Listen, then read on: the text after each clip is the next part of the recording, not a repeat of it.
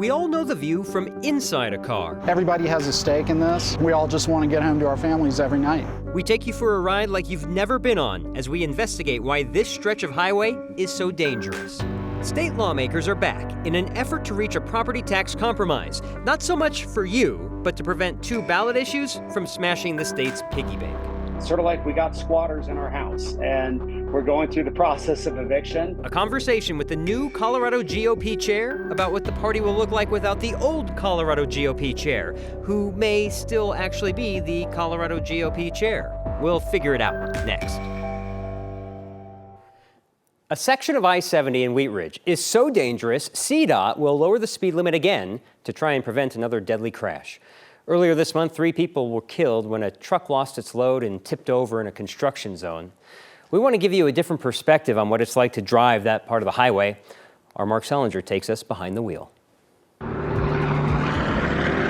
School, they always taught us, got to have your head on a swivel. You're just looking at your mirrors the entire time. Behind the wheel of an 80,000-pound truck, Scott Marr knows his job requires full concentration. You got to bring your A game. There's no way around it. The view from his office changes constantly as he navigates the twists and turns of the Colorado mountains. And then you get into the urban environment around here and throw in traffic and stops and starts. It's a lot. Scott is the co-owner of CDL 303, the only trucking school with a specialized course on mountain driving. Today he's taking us for a ride through a deadly stretch of road. Now here's our first posted speed change. We're on I-70 in Wheat Ridge, heading east. We're about to enter a construction zone near Ward Road. It's the same bridge where earlier this month, a truck lost control, spilled its load, and killed 3 people inside a car. All right, he's on the brakes. So am I. The posted speed limit is 60. Scott knows trucks should go much slower. Off to the right, tilt to the left. It's a lot, and he's crossing the lines. Speeding down I-70, coming from the mountains, it's hard for the truck in front of Scott's to stay in its lane. Crossing the line, checking my trailer, he crossed into my lane. They make it through with no problems. A different outcome from what happened here on August 15th. They're doing their best, but when physics gets involved, when those descents get involved, if they don't have the skills to handle it, then bad things can happen. Joe Trussell is Scott's partner at CDL 303. They're pushing for more truckers to get mountain driving training after a series of bad crashes in Colorado. Before 3 people were killed here, 4 people died just up the road when a driver missed a runaway truck ramp and caused a fiery crash. Earlier this year, 1 person died on Highway 285 near Conifer when a truck spilled its load. Without more training, he fears the crashes will continue to happen. There are a lot of young guys out there who need to be taught how to drive in the mountains. As a truck driver, your education should let you know that you're on a different scale. From this perspective, it's easy to see why every mile, every turn, and every second is crucial. Everybody has a stake in this. We all just want to get home to our families every night. CDOT told us today that they will now lower the speed limit even further to 55 miles an hour. Their traffic engineers looked at the work zone after the crash and decided that a lower speed limit was necessary to improve safety. They're also installing new signs in the coming week with flashing beacons that warn of a lane shift and a slower speed limit. Right now, there are already 2 warning signs, Marshall, but they're adding even more to get the point across. Let me recap my response to that story. Whoa, whoa, whoa! Especially when that truck came this way and then the motorcycle came to the left of it. You've been through there several times for this story. Yeah. What did you see? Well, as you're driving through it with the car, I was kind of following behind with the car, and it's already, you're going one way, then you're going the other way, and you just watch the trucks in front of you kind of lean each way, and it's not hard to imagine how that truck, maybe going a little bit too fast, lost its load, tipped over, killed 3 people. We, of course, still don't know exactly what happened in that crash. That's still under investigation. But certainly CDOT even saying, we're going to lower that speed limit even more. 99% of the time, it appears there's no crashes. I could see evidence. Unpopular opinion, it could be 2 lanes there instead of 3. That perspective, Yeah, thanks, Mark. There's nothing worse than getting called into work on your day off, unless you're my boss, which in case, I'm just joking. No, actually, I'm not joking about that. This week, Colorado lawmakers are not only working on their summer break, they're pulling overtime. As we speak, a House committee still debating a property tax compromise agreed on by just a handful of lawmakers before the special session. It would limit future property tax increases, and in exchange, the conservative group Advance Colorado would remove two proposals for steeper tax cuts from the November ballot. One of the bills under consideration is a new Democratic-supported proposal that would ask voters to amend the state constitution to lessen the impact of future ballot initiatives, meaning only local voters would be allowed to make property tax changes and not necessarily a one-size-fits-all statewide vote. The bill's sponsors say it's an effort to reinforce local control. We are very interested in having local control of property taxes. That was the whole intent of Senate Bill 233. And so asking the voters to lock that in, I think is a reasonable discussion that we should take a look at. Property taxes are local taxes. You pay them to your local school board. There's 178 of those. You pay them to your county or your city and county, 64 of those. Not a cent of property tax revenue flows to the state coffers. That's all true, but the state does decide the assessment rate that figures out the calculation of your property tax. Even though one main bill was negotiated before the special session, there were 13 introduced today. Only 4 are still alive. One of the bills that never had a chance was a Republican-backed effort to bring back the Gallagher Amendment, which limited residential property tax growth, but also caused conflict with school funding requirements. Voters repealed the Gallagher Amendment in 2020. The Colorado Republican Party has a new leader. Or it doesn't.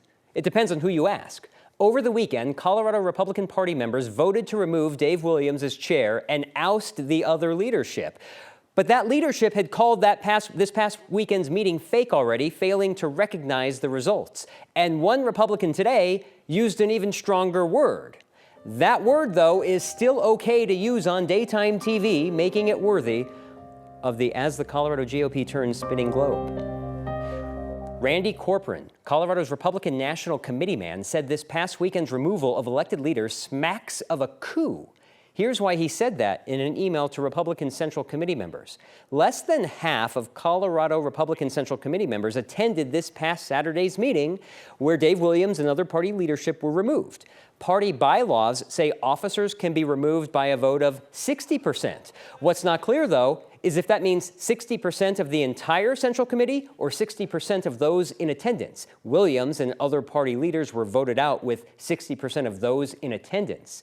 Unless they willingly walk away, this feels like a court case waiting to happen.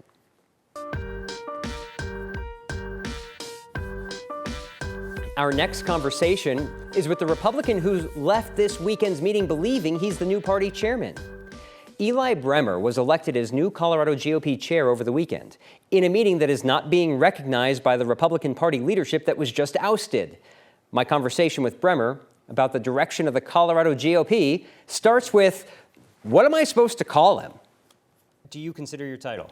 Colorado GOP chair. It's that simple. The current Colorado Republican Party could kindly be called a dumpster fire, and that might be an insult to dumpster fires. So why would you want to be the new chair of a dumpster fire? Well, it's not what I want to do. It's what I really felt needed to happen. I have run the largest county party in the state. I know how to run a party operation. We needed someone to come in and clean this dumpster fire up. And that's what I'm here to do. That's why I've said I'll only stay through the end of this election cycle, and then I'm going to turn it back over to hopefully a good leader who can run it correctly the next time. Do you have assurance from the national GOP that it will settle any leadership in your favor? Well, it's a very dynamic situation on that front right now. I think the first step will be settled right here in Colorado.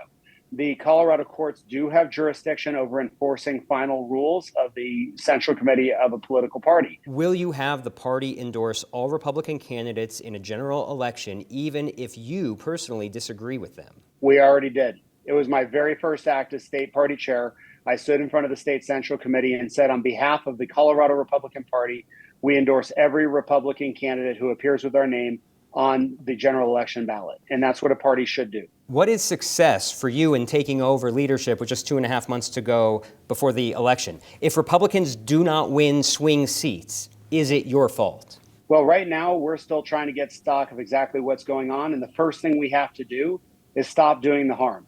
I've heard candidate after candidate tell me how the former leadership of the Colorado Republican Party was hurting their campaigns. We don't know yet exactly what the resources are going to be. No one has any idea if there's any money left at the party offices. We don't know if there's crimes that have been committed. So at this point in time, what I can tell you is, and what I've promised our candidates, they will not have to watch their backs from attacks from within their own party. That will come to an end. We continue our chat later and next about a transphobic email sent earlier this month by the Colorado GOP, and would Bremer have done the same? We want to say a quick thanks for all you've done this week to support Denver's teachers as they return to school. Here's Kyle with an update on this week's Word of Thanks campaign. Thanks for being with Next while I'm away, and thank you for your generosity to the DPS Foundation's A to Z Fund, small grants for classroom teachers to help them afford projects that otherwise weren't in the budget. Your Word of Thanks generosity has raised $13.1 million for nonprofits across our state, including about $30,000 for the A to Z Fund.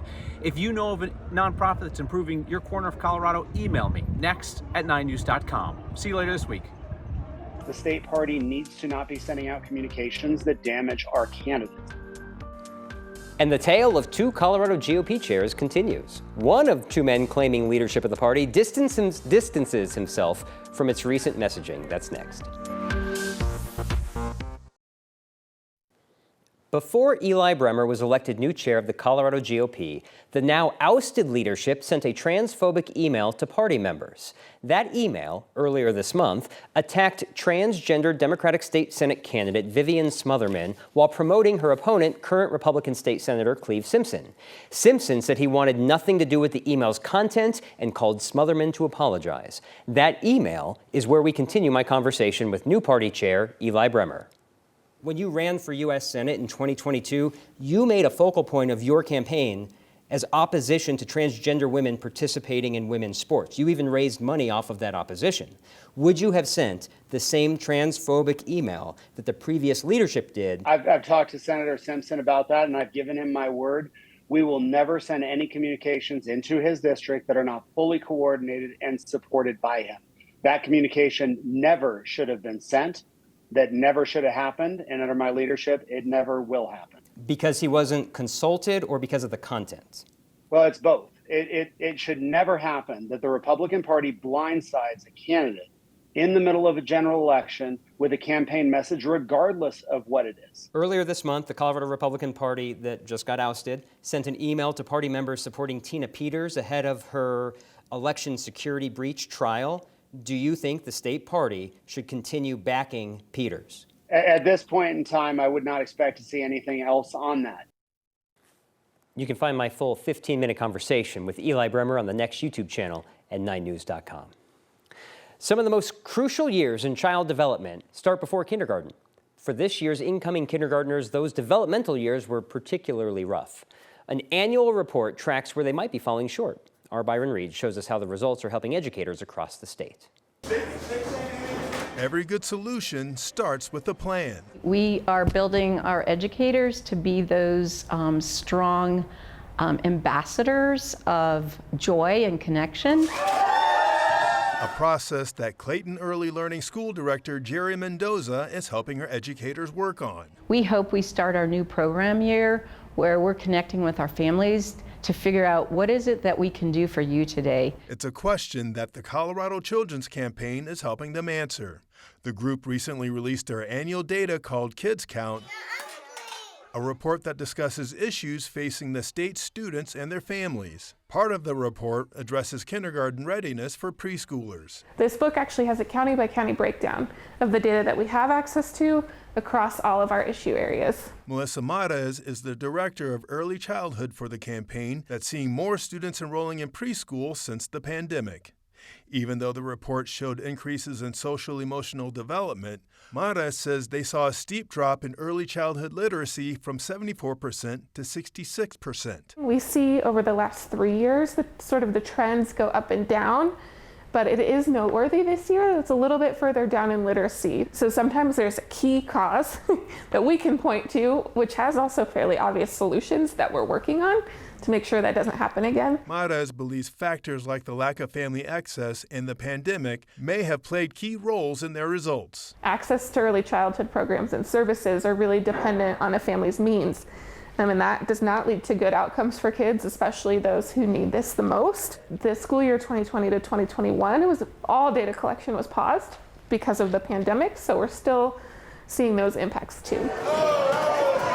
It's a problem these educators are hoping to solve by planning a new strategy to get their students ready for what's next. The skills they build in the first 5 years build their brain.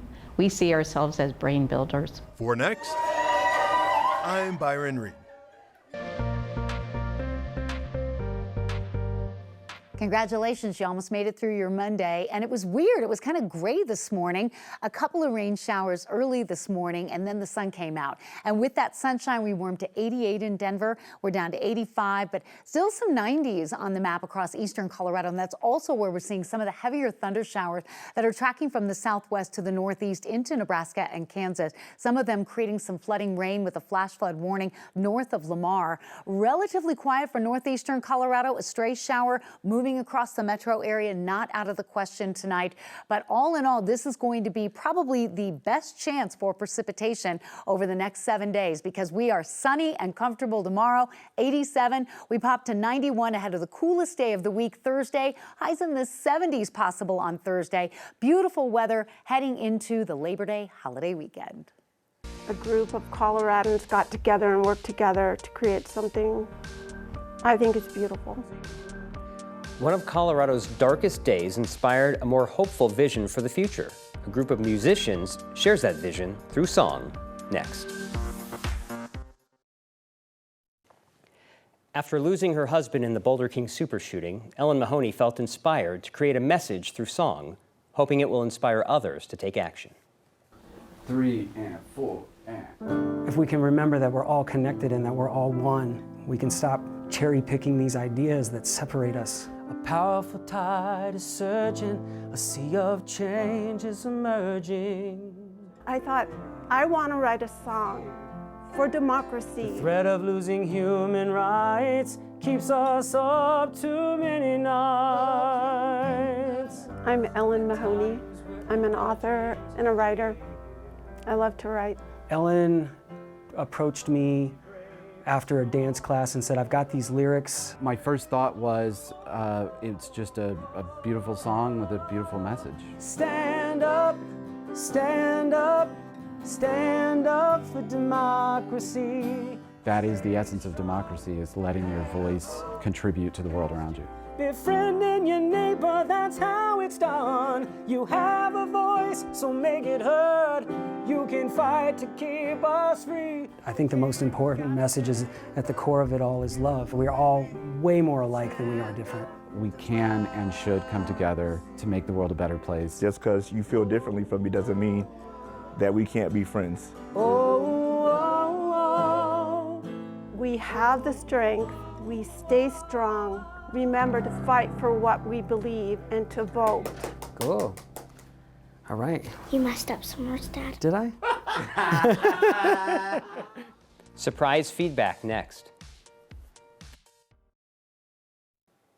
A good amount of feedback on Mark's story with a unique perspective of the dangerous highway on I-70 where that crash happened earlier this month. Joe said drove this for the umpteenth time. If people won't slow down to 60 as posted, what's going to change if they change the speed limit? Good point, Joe. Slow down. Keith also, speed limit signs do nothing without enforcement. That's the failure. Let's do two things. Let's go slower, particularly in that construction zone, and zipper merge. We'll see you next time.